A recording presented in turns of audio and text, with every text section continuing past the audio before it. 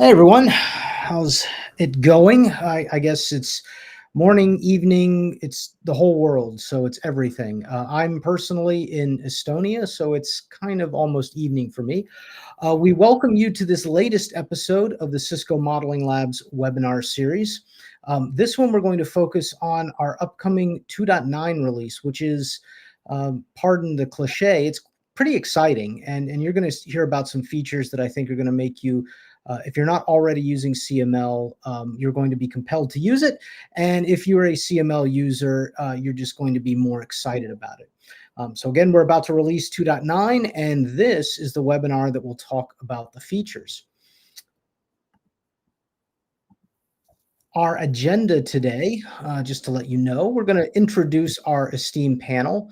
Then we'll get into a feature overview. So our product manager, Dalton, he's going to just set the stage for all of the features that are coming in 2.9.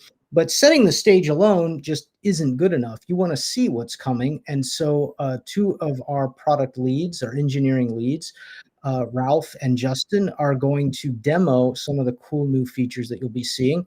But not to worry, you'll get your chance as well. We're going to have a Q&A where you can ask any of us questions. We're doing that with Slido. So if you have not, and we'll put up the QR code in a second here if you haven't seen it. If you've not joined the Slido, please do. We're going to have a few polls throughout the webinar. And then this is how you'll be able to ask us questions. And we'll have a final closing statement. I hope that sounds good to everyone out there. Get up to the introduction. So my name is Joe Clark. I am just here to be a pseudo-friendly face, I guess. I'm a distinguished engineer at Cisco. I've been here 27 years, and I am a big CML user, a big fan of CML. I have been since it was called Viral. Been using it for network recreations back when I was in TAC, and since then for just keeping myself up to speed with different networking technologies and being able to do some tests of some production networks I run. With us, if you've been here before, as always, Ralph Schmieder, who is one of our software engineering technical leads, one of the key architects of the product. Tom Bryan, another software engineering technical lead. Justin Guagliata, who is another architect. You'll see some of the demos that the two of them have, features that they've kind of shaped in 2.9. Leslie is our new, you probably have not met her yet. She's our new technical marketing engineer for CML. Ramal Kotri leads our technical assistance center team. And I'm about to hand it over to this next gentleman, Dalton Ortega. He's the CML product manager and responsible for kind of setting the roadmap for what features you're going to see upcoming in CML. But before I hand it over to Dalton, and just to stop me from talking a little bit, we'd like to hear from you. This is that QR code I mentioned for Slido. The polling question is, which flavor of CML are you using today? And by flavor, we mean free. So CML free was just recently released or announced with CML 2.8, which was the current release. Personal, that allows you to run up to 20 simultaneous nodes. Personal Plus, which is not listed here, but it's on the Slido poll, that allows you to run up to 40 concurrent nodes. Enterprise, education, we have a not for resale version if you are a partner of ours and using CML to demo to your customers. So please log into the Slido poll and give us an idea of what you're using, and I'll try to follow along here on my phone. And make sure, okay, so we're starting to see some results. Personal is surprisingly winning. We have personal now coming in at 40%. I'm not really a good auctioneer. Free is following it. Free is at 26% currently. And then Personal Plus rounds out the top three. So it looks like we've got quite a few personal users, which is great, individual users. We have a question, I think, later on that's going to be about what you're using CML for. So obviously, I mentioned some of how I use it or used it was recreating customer issues very easily from a virtual, in kind of a virtual form factor, but then also continuing my learning. I have a CCIE, I have a Cisco Certified DevNet Expert, and CML has been outstanding in helping me test out and get my head around uh, networking technologies as they either emerge or evolve. So, from an educational standpoint, I really enjoy CML. And I also enjoy it for that testing reason. So, seeing a lot of personal users makes sense. There's 7% of you who are currently not using CML. Up, it's dropping a little bit, but point being, there's a non-zero amount of you that are currently not using CML, and we're glad you're here. We hope that what you see in coming in 2.9 will compel you to say, you know what, I want to give it a shot. And with the free flavor, the free variant, which 20% of you respondents are using, we've got 84 votes if you're curious. The free flavor gives you up to 5 simultaneous nodes that you can run at one time. And that can give you a good understanding of how CML works and some of the cool features that are in there. And you'll have even more power and capability in this 2.9 release. But it will also give you an understanding of how networking works and how these routing protocols, switching protocols, how the data flows from A to B to C through a network. And so hopefully those of you who are here, welcome, that have not used CML are going to find a really good reason to try it out.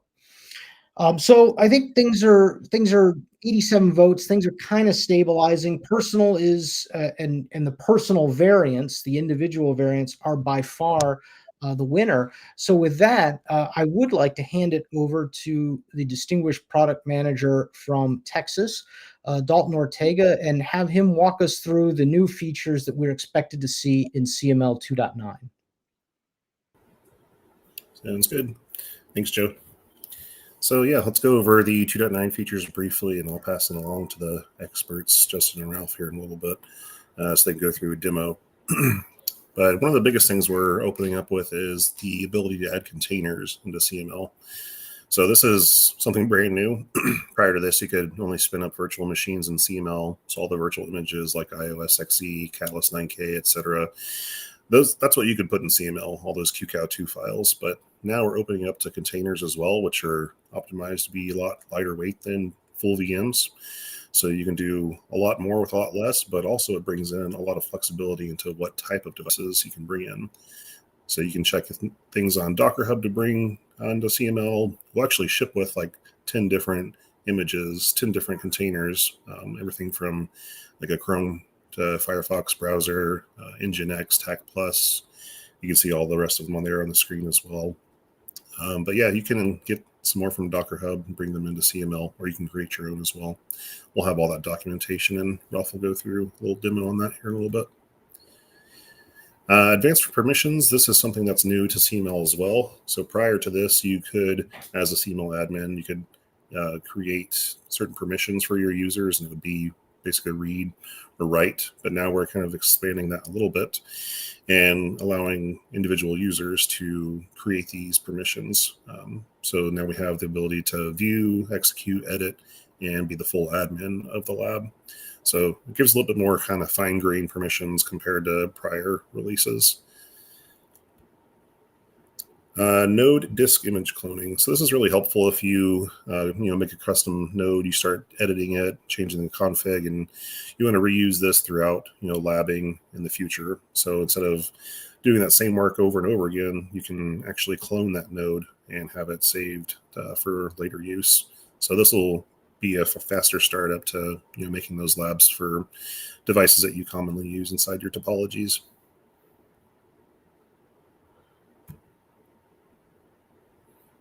And Justin's going to go over this one here in a little bit, but this one's pretty exciting. We basically have a Git integration where you can tie your CML instance to a GitHub repository. And for example, what I've shown here on the bottom is a repository for sample labs, specifically around CCNA level certification. So you will have the ability to directly import those and upload those into CML.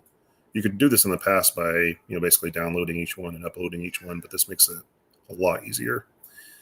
So yeah, if you have your own local repository, you can tie it into yours as well. But we have a lot of stuff on our CML community GitHub on the Cisco DevNet site, so definitely check that out as well.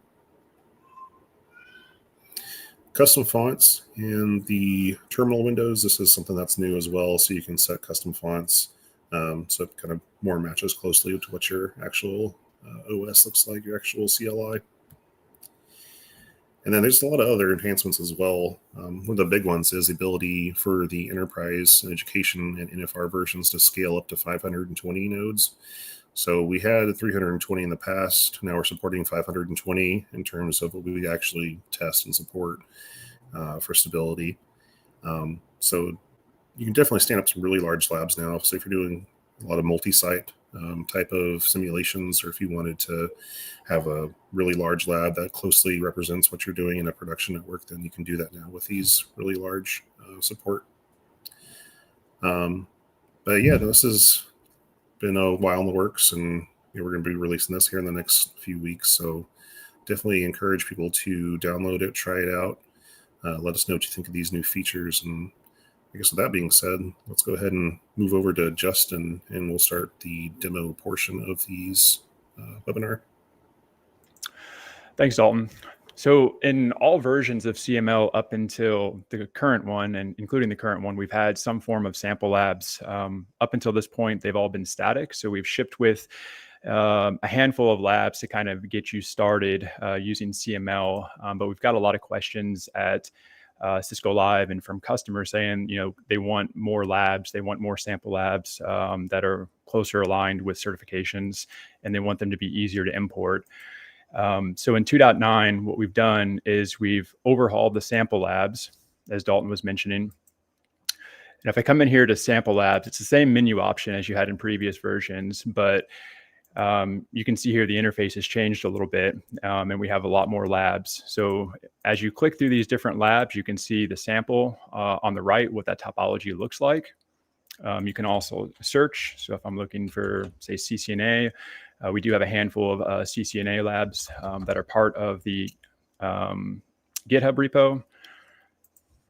If I want to import one, I can just one-click import it, and then I'm up and running. So these labs currently are all stored in our GitHub repo. It's in the CML community and Cisco DevNet. You can access this today. We do take pull requests. So we encourage people, if you do have a sample lab that you think is relevant, you can go in here and do a pull request, and we can include that into our GitHub repo. Coming back to CML here, if you want to add additional repos, you can, and that's done under system administration and then lab repositories.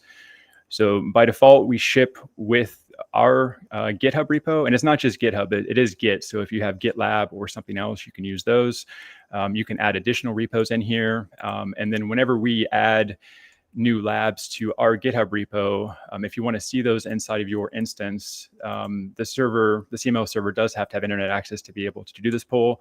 But you can do refresh all, and then it'll go out and talk to the repos that are defined and then pull in those new labs. So that's it for sample labs. I'm going to pass it over to Ralph to go over the rest of the features for CML 2.9.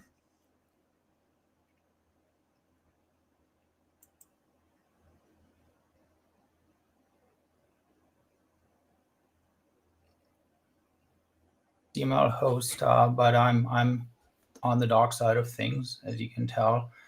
I'm using the dock mode here, and I'm going to dive into containers as the first section of my demo here. So as Dalton was mentioning, we do have 10 container images that we ship with. And that is just like scratching the surface, I would say. So these are things that we came up with and thought, hey, this would be a good thing to add. And I'm just going to briefly show you what's shipping as part of the product. And this is the stuff that I installed from the basic, or like from the regular reference platform ISO. So as you can tell here, there's 10.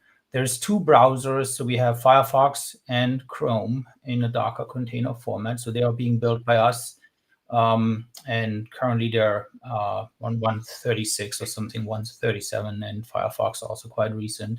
There is a free-range routing container image, which is a very nice, very small OSPF and several other routing protocols capable, iOS-like configurable open source routing device. So that is something that can be used to build out additional topology or like bigger topologies if you need some devices in between. So kind of useful for these kind of purposes. There's DNS mask, and we probably can switch over here so you can also see the version. So DNS mask is providing DHCP, DNS, TFTP, and I think some other minor services as part of DNS mask. So that's also kind of a very nice network function that you can effortlessly put into a existing topology. Then there's networking tools that has like 20 or so different network tools like T-Shark or Nmap or like other little tools that are useful for troubleshooting or like figuring out what's going on in your network. So again, like just a helper container that has all these tools pre-installed. It spins up in a fraction of a second, and you don't have to wait for a VM to actually come up. So that's also very nice. Nginx is kind of interesting because that is exactly the same. So these are all built by us. We are putting these together, and like also the ones that are below.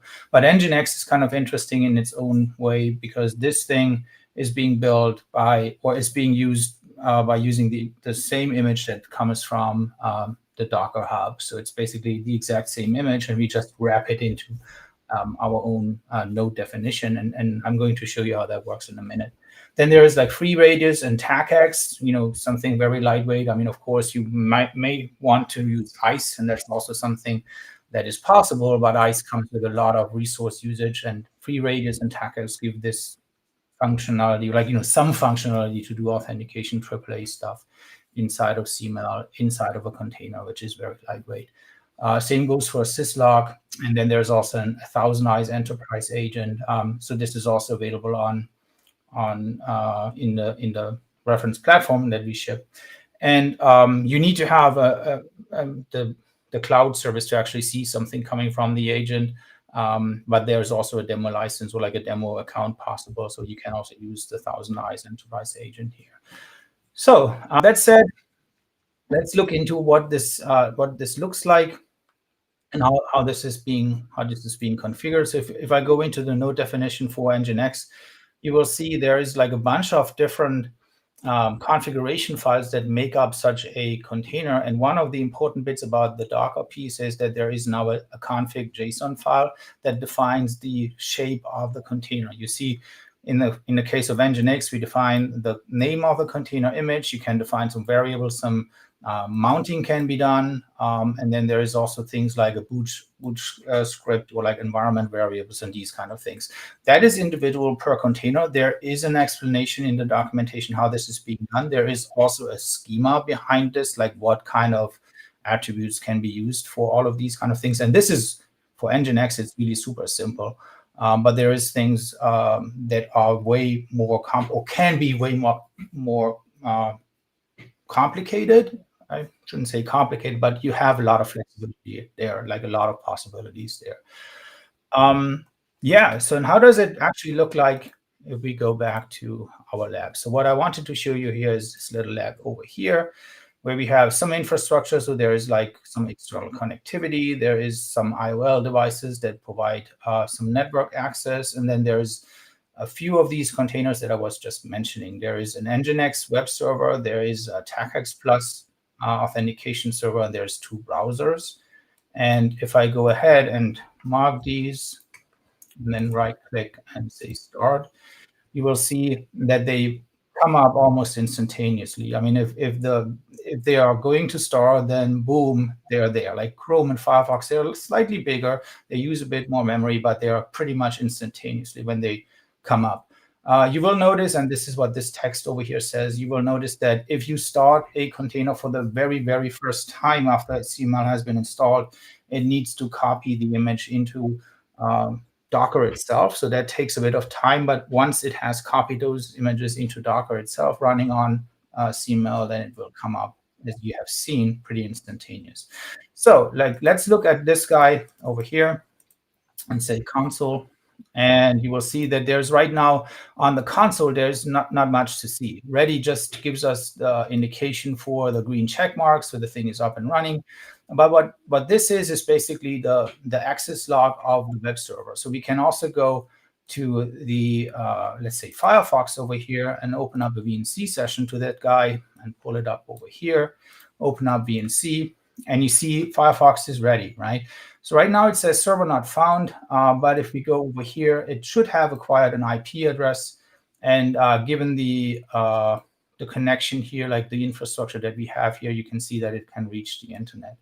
Now, what we want to do is we want to reach over to our Firefox container, which sits at 10.32.0.100, not Firefox container, Nginx container. And you see we get the index page from Nginx as it's shipped, like, it has this built-in index HTML. And you can see the access coming into the server over here. Now, if you want to actually inspect what's going on, you would typically in a Docker environment, you would do like the Docker exec -it la la la la la. But that's way easier within CML. So if you click on this side here, like on the tab here, and if you change the serial here, then some of these containers, and Nginx is certainly one of those, they have multiple lines. They have multiple consoles, if you will. So I can click on serial line 1, and I get a shell.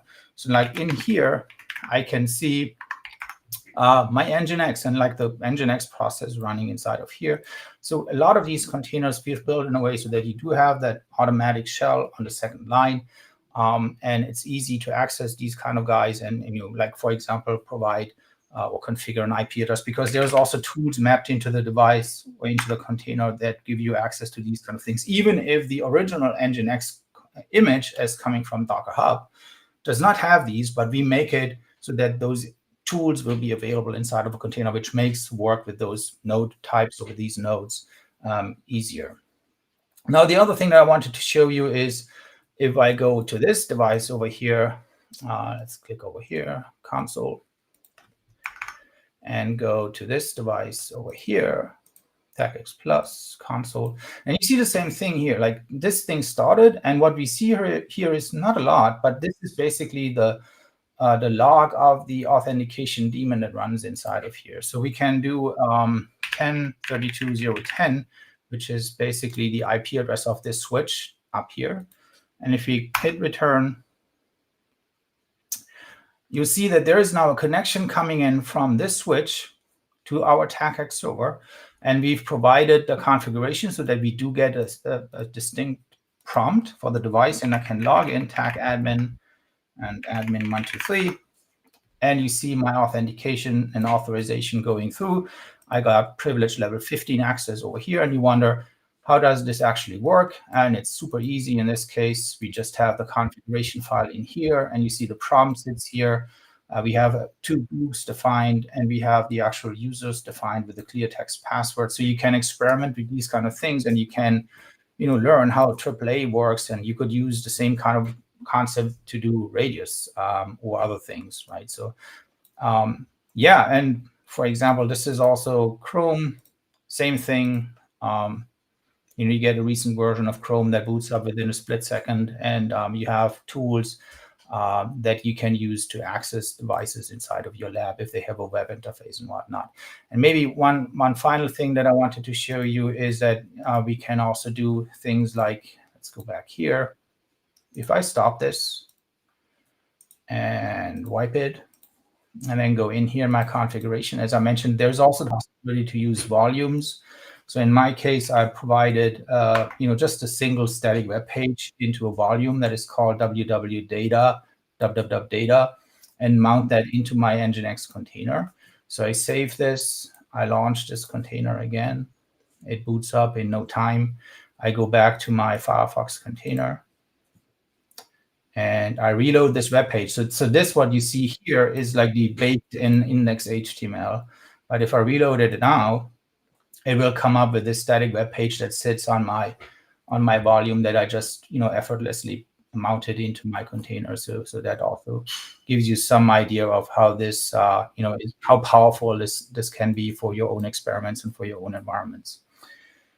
All right, going to the next one. Spent quite a bit of time over here. Dalton already mentioned the capability of group permissions. So what we have here, we've defined a couple of users in here. We did also a group where we have said, okay, so this is shared labs. Now, if you click on this thing, you can see that there's like the labs that we have defined.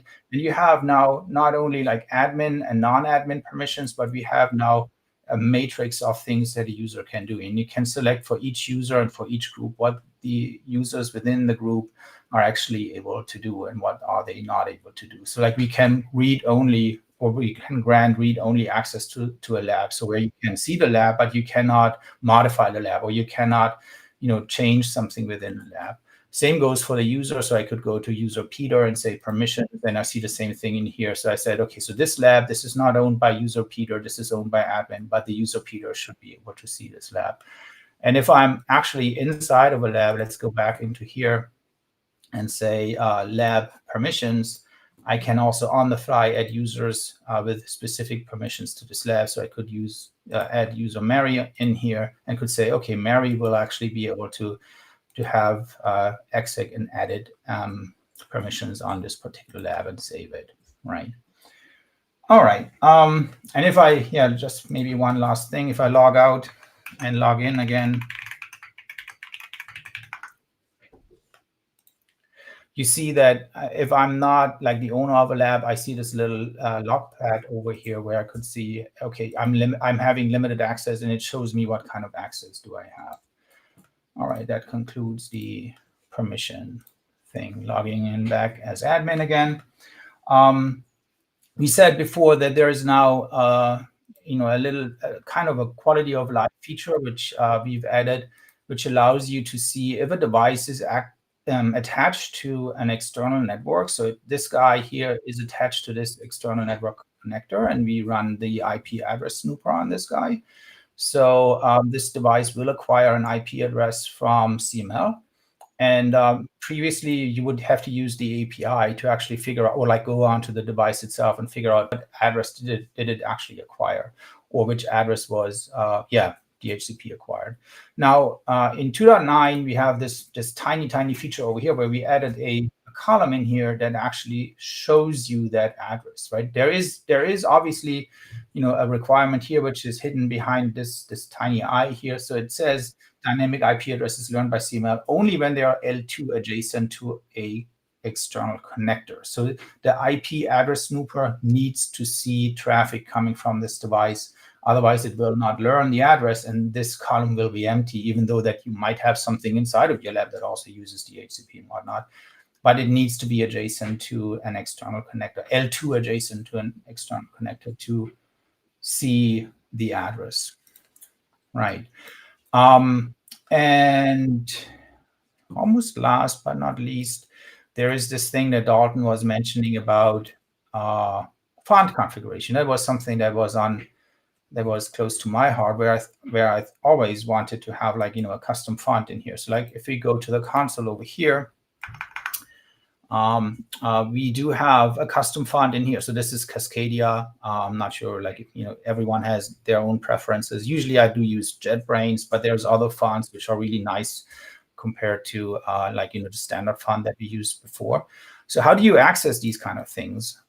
You go in here, and that is sometimes, I'm surprised that people do not know about this capability, but you have global console settings in here. So you can click on this guy, and then you can, and I always like use the auto connect. I think we should make this a default in the future. But anyway, you can select a different theme. So like if you are more into retro themes, you could choose this one. And this is down here. This is where you select the font. So if I remove this entire thing and select the default font and save, you will see I have now my system font that I've configured. So this is JetBrains. This is a system-wide mono font that I configured. Whatever your default mono font is, you will see it in here. But if you want to have something else, you click here, click settings, go down here, and choose something else. Now I deliberately choose something wrong. So there is a space. And if you do not select the right font or the right font name, you will immediately see it because it looks terrible. So, okay, so this didn't work. So I need to go back in here again, change settings, go back down here and put in the space, which makes it work again. And maybe choose Cisco Blue. And boom, now we have the other font back again. All right, I got 3 minutes left. There is one more thing that I wanted to show you guys, which you might or might not appreciate, because in these days, serial interfaces are not that interesting anymore as they used to be. But we added it to 2.9 nevertheless. So if you're interested in how frame relay works, or if you want to see any other encapsulation type than Ethernet, really ancient stuff, or maybe that is something that is part of your curriculum in some way, shape, or form, we got you covered here as well. So in 2.9, we do have some things, some small improvements. One of those is that we do have a serial node definition. So this is what this looks like. So it says 4S, which we need to correct. It should probably say 4E, because this node type has by default 4 Ethernet ports. The first 4 ports on this node type are Ethernet ports, and then the remaining ports of the 32 that it can have are serial ports. So you can connect these guys up using serial connections, and form a frame relay network, which is what I did over here. So inside here, if you click on this link, for example, and do a packet capture and start this thing, and since these guys are live, you will see that there is potentially at some point some LMIs, so some local management interface. Well, actually not. That's my bad. But you see, the other thing that I wanted to show you, this is all gobbled up because I did something wrong. Good demo.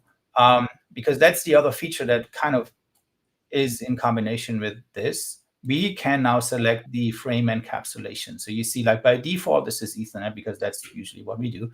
But in this case, I need to select frame relay, click apply, and start the thing again. And all of a sudden, things make sense, right? Like we do now see OSPF going across the wire. And there is our LMI, our link management interface, local management interface, and we see we have frame relay frames in here. So that's, as I said, that might be something that is interesting for you depending on where you are with what kind of technology you deal with. But yeah, so I think with that, I'm concluding my demo and hand it back to Joe, I think.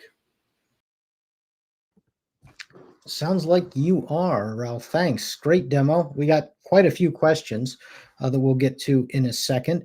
But we have one more Slido poll we want to do. And I kind of hinted at this in the beginning. You heard about what I am using CML for today. Please share with us in Slido, and I know quite a few of you are in there. What are you using CML for today? And I will go over there. We have some people typing.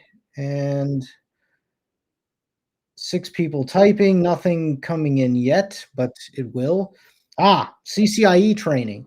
So we did get a couple of questions, actually one maybe on Encore.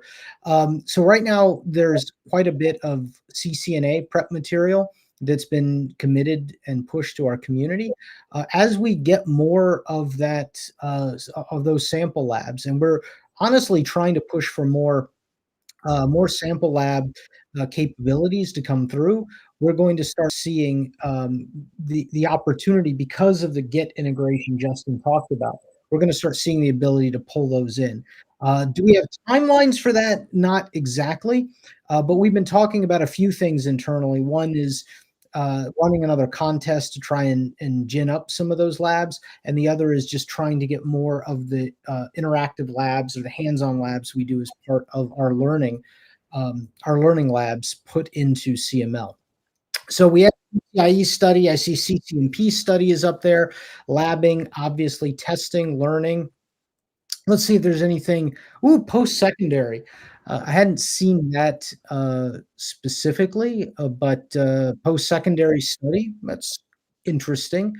Let's see, system modeling certification training that goes, net DevOps training, very cool, or net DevOps learning, I'm sorry. Ralph, Justin, and I just got back from Cisco Live in San Diego. We hosted a hands-on lab on using CML as the cornerstone of testing in a net DevOps pipeline, or infrastructure as code, if you will. So absolutely, CML is fantastic for that. And we do have several enterprise customers who are using CML specifically for that. So CML, even though it's more of a testing platform, it fits into that production part of the network because they use CML to validate their changes before those changes go into production. And right along with that, you have modeling customer networks and what if scenarios. As an example, a while back, I had this crazy notion of a Q&Q solution to a network problem, and I used CML to prove out that I wasn't that crazy and it would actually just work.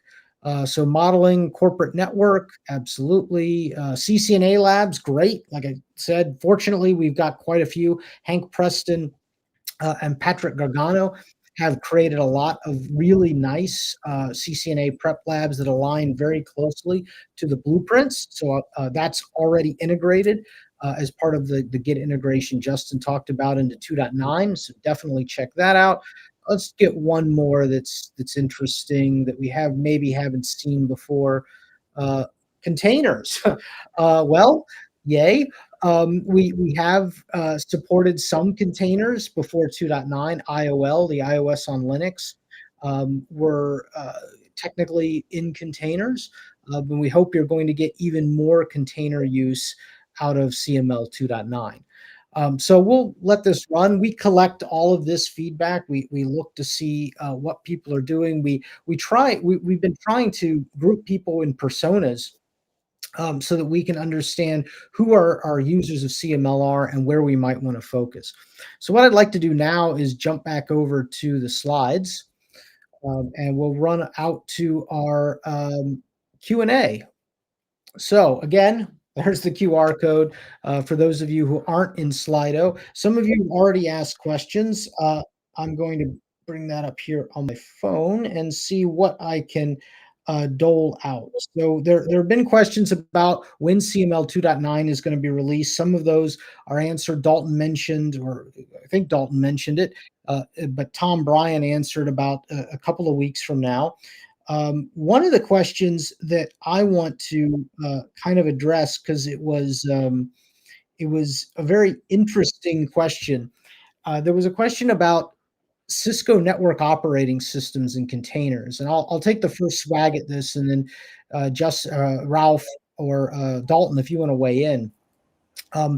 At Cisco Live, I mentioned we were just there. One of our what we call net vets, or people who've attended quite a few Cisco Lives and are also a CCIE, so an expert, either CCIE, CCDE, or DevNet expert. They asked this question specifically: why do many of Cisco's network operating systems, why are they virtual machines and not containers? We see some of our competitors are releasing network operating systems as containers. And our chief product officer, president and chief product officer, Jitu Patel, said he would look into this. He wasn't aware. He's going to look into it. So that's still pending.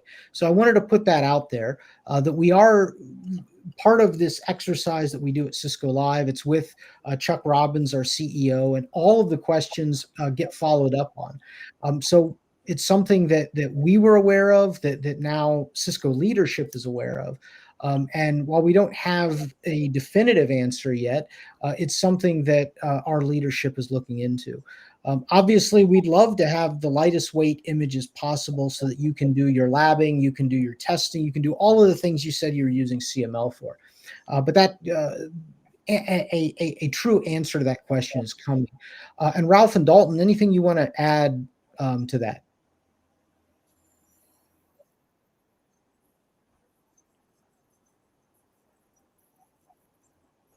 Quote unquote, get people to have more of a close digital twin experience with their actual network. So the way that we do that is by getting devices from the Cisco business units who create the products that are accurately represented in these virtual form factors, and having it containerized in that container format. That's going to be even better. So it'll be lighter weight, more resource optimized. Yeah, and maybe just from my end, I might sound like a broken record, but that also fits into my analogy. We just provide the record player. We do not provide any records because we don't build the records. We don't make the music. But if you guys have any ties into Cisco, if you're a Cisco customer, if you have an account representative, I mean, this is also something that is really, really helpful, as we have seen from that person that stepped up at Cisco Live and asked that very question. So if you have to have, or if you can have, like, ask the same question to whatever contacts you have within Cisco. Like, this is a group effort, basically. And yeah, let's make it happen. I would be super happy to have more music that we can play on our record player here, which is called CML. Well said. Tom, I'm going to come out to you. We talked quite a bit about CML 2.9 features, and containers definitely are new reference platforms that we're adding. What else? We've gotten a few questions about Catalyst Center, about ICE, APIC or ACI. What can we expect? What kind of support can we get from some of these other architectures?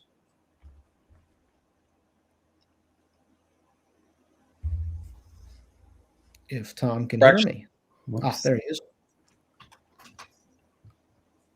Yep, sorry. I saw a couple of posts asking about images that are already available and provided in the CML 2.8 release, like the Catalyst SD-WAN, FTD, FMCV. Those are all already available. That's, I guess, the one thing to point out if you're a longtime CML user is that the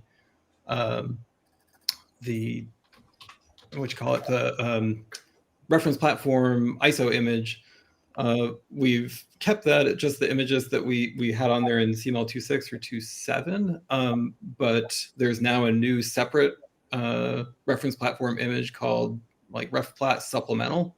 That's where we're putting additional images. For the upcoming 2.9 release, yeah, that'll include on the external release. We're going to have the ICE will be on that. An ICE image will be on that supplemental. We also will have the let's see, SD-WAN. What were you talking about earlier? Oh, the Splunk. Sorry, I'm trying to check my list here. Which ones we've mentioned? FMCV, FTDB, Splunk. Like the 9800. Yeah. Sorry, thank you. The Cat 9800, the virtual wireless LAN controller. Am I forgetting one? I mean, for completeness sake, right? We also tested XRD, which is like the thing that Joe was mentioning before, where we have a containerized operating system that runs inside of CML. It runs just fine. And if you happen to have access to that image, it will work in CML. But again, this pertains to that question that was asked at Cisco Live. We would love to give you access to that image, but it's a bit outside of our hands. But that said, we are also super looking forward to having you guys submit node definitions and like coming up with nice ideas about like what can we do with containers inside of CML. We've built Grafana containers. We've built or have some ideas about like, building Wireshark into a container, like same way as Chrome, or like whatever. I mean, there is so many things out there that could be useful that we can build and run inside of CML and make the entire product experience so much better by lower resource usage and having a ton more of things, network virtual functions or general things that we can run inside of a container inside of CML. Yes, we definitely, we have quite a bit coming. We're always trying to push for new images. Like Tom said, we will have ICE, we will have the Cat 9800. Justin, I'm going to come to you in a second related to the Cat 9800 and wireless, but I wanted to take this moment to do two shout outs.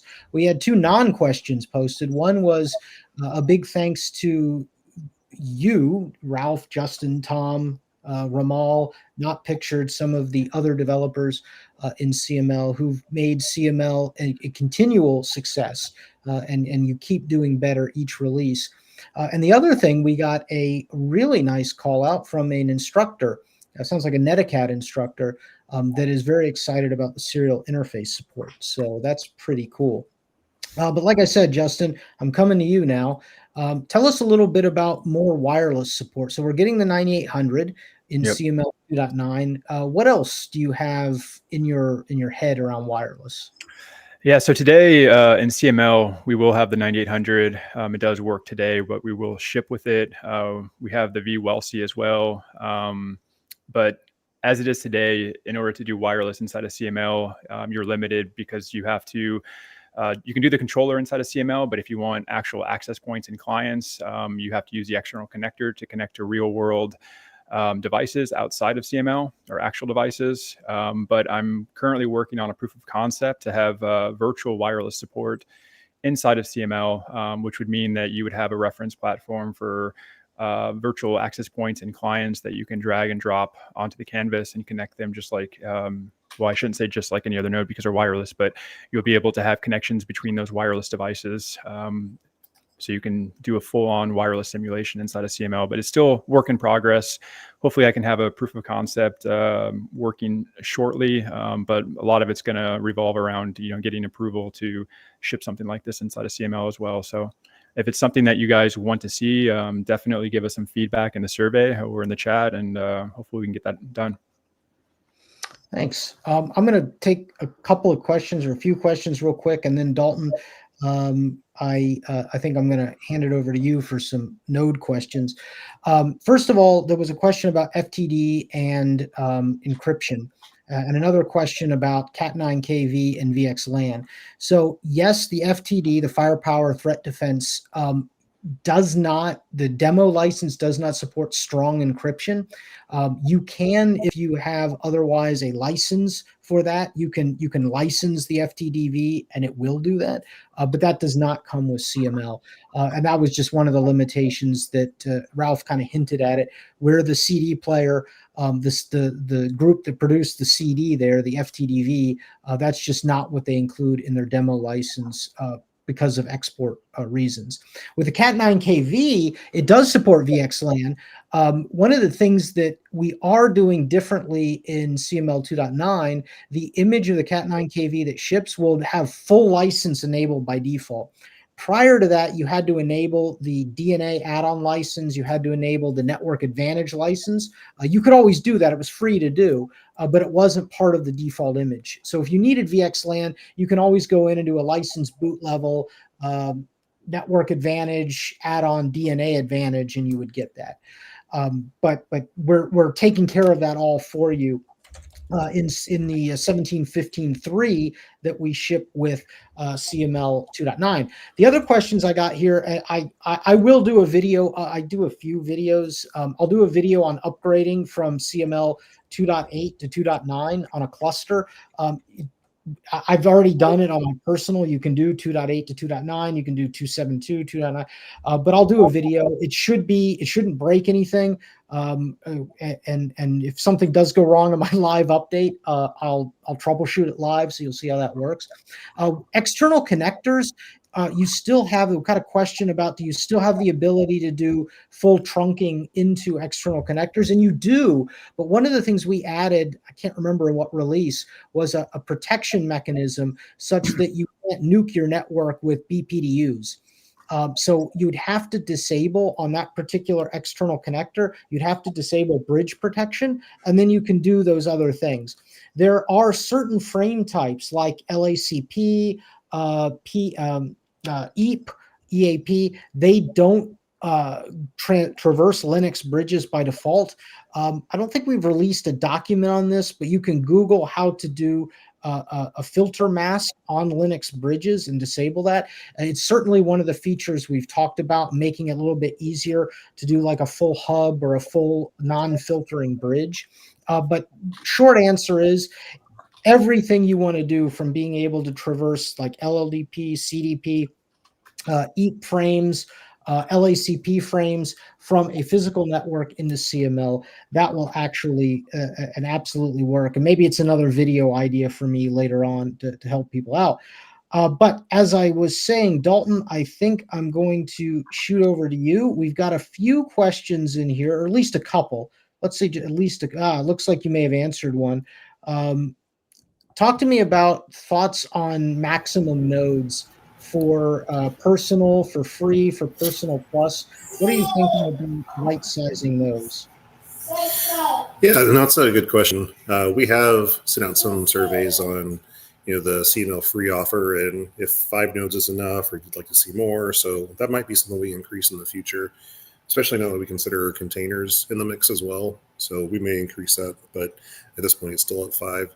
As far as personal goes, we do have the 20 version with personal, and then the personal plus has 40. So there's one option, I guess, to expand beyond the personal base license. But yeah, if you're looking at doing more than 40, that's something I'd be interested in learning more about. So I put a CML-info at Cisco.com. That's our CML mailer where you can send feedback to our team.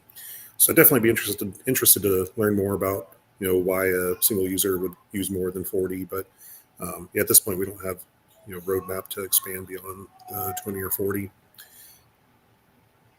Thanks. So I got 2 questions. One, Justin, for you on metaphysics and the theory behind what happens if you fall into a black hole.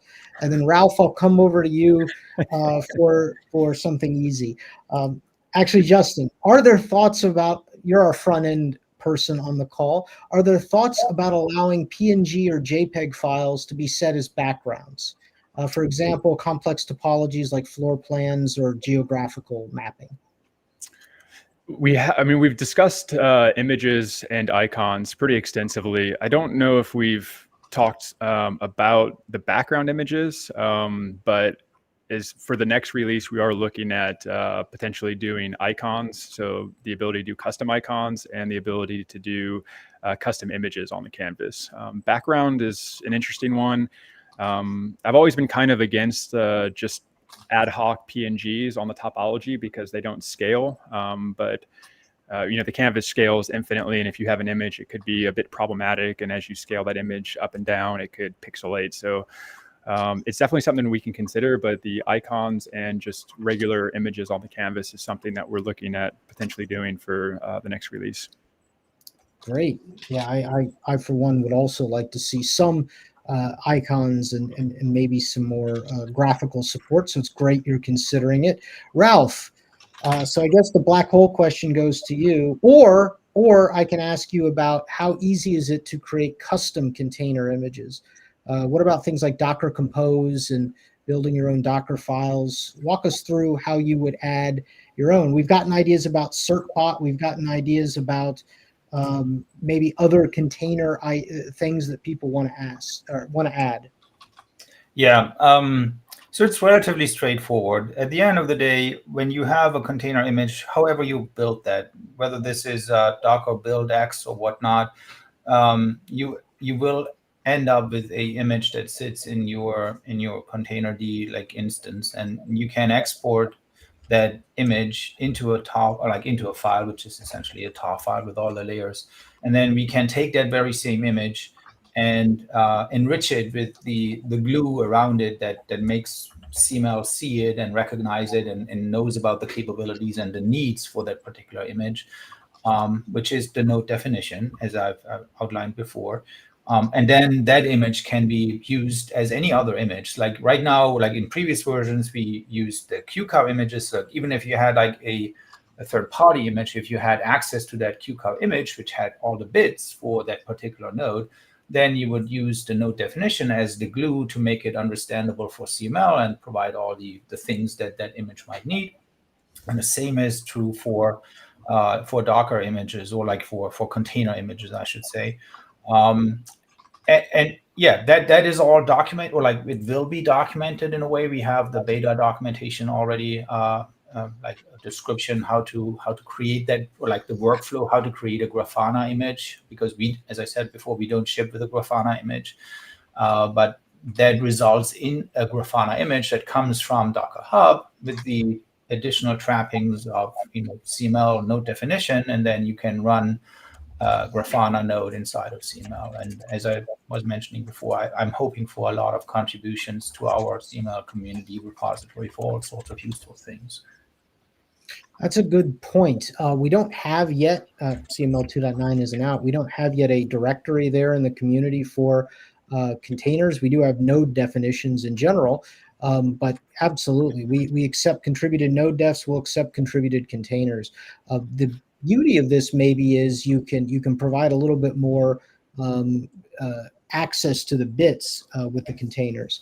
And while I have you, Ralph, we did get a question about cloud services. I know you've done quite a bit with CML deploying into various cloud environments with Terraform. We want to talk about some of your favorites there and what people might use if they don't have local on-prem resources to deploy CML. Yeah, sure. I mean, what we've used for the demo today is actually running in Azure. So it's something that we stood up in Azure using some tooling that we've written and that is available to everyone. So as of today, so you can deploy things into Azure and into AWS. There is also some beta or some work being done to deploy into GCP. So that is absolutely possible. It's not a service that is something that maybe Dalton can comment on. So it's not something where you say, hey, I want to have CML in AWS or something, and here's my credit card and I want to use it for 2 days. That's something that is slightly in the future. But what you can do as of today is you upload all the bits, like the CML software and those reference platform images into S3 in terms of AWS or into a storage account on Azure, and then use the already existing tooling, and that brings up your CML instance in the cloud, including the configuration of and the licensing and installing the license and doing all the bits. In my case, even including the certificate generation and the certificate installation and all of that within, let's say, 10 minutes or so. So it's reasonably easy. And that is also, I mean, we can provide the link probably at the end of the video or in the comments. Thanks, Ralph. Dalton, you want to talk? Ralph kind of hinted at you. You want to mention anything about the hosted version of CML? Sure. Yeah, this is pretty new news. So this is something that we're looking at standing up here in the next few months as a proof of concept for a Cisco hosted CML. We're kind of giving the name of CML as a service.